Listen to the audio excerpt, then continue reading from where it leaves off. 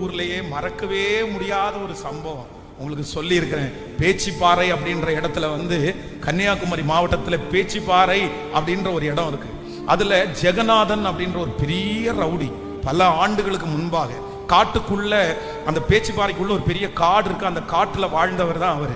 அங்கேயே ரொம்ப நிறைய ஒரு போலீஸ்காரரு கொன்னுட்டாங்க. இந்த மாதிரி நிறைய பேரை கொன்னு ஊர்ல இருக்கிற எல்லாருமே அவர் மேல பகையாகி ஒரு நாள் ஊரெல்லாம், எந்த போலீஸ் எதுனாலையும் அவரை ஒன்றும் பண்ண முடியல.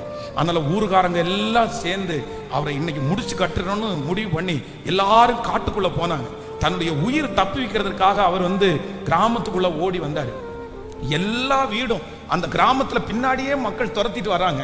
ஒவ்வொரு வீட்டையா போய் தட்டுறாரு. எந்த வீடுமே அவருக்கு திறக்கல. அவர் வந்த உடனே எல்லா வீட்டையும் க்ளோஸ் பண்ணாங்க, எல்லா வீட்டையும் அடைச்சாங்க. ஆனா ஒரே ஒரு வீடு மட்டும் அவருக்கு திறந்தே இருந்துச்சு. யாருடைய வீடுனா அவங்க அம்மாவுடைய வீடு மட்டும் திறந்தே இருந்துச்சு. அவங்க அம்மா வீட்டை திறந்து வச்சிருந்தாங்க. இவர் உள்ள போனாரு. உள்ள போன உடனே இந்த அம்மா இந்த பையனை எப்படி காப்பாத்துறதுன்னு தெரியல. இவன் கொடுமைக்காரன், மோசமானவன் தான். ஆனா ஒரு ட்ரம்முக்குள்ள அவனை உட்கார வச்சு அதை அப்படியே மூடி வச்சாங்க.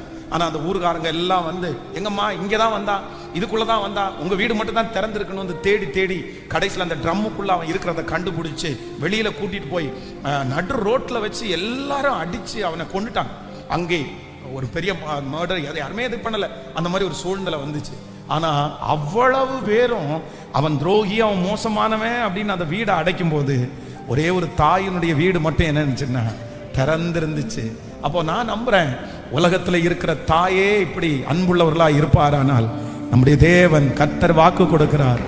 நான் ஒருவனை அவன் தாய் தேற்றுவதை போல, ஒருவனை அவன் தாய் தேற்றுவதை போல நான் அவனை தேற்றுவேன்.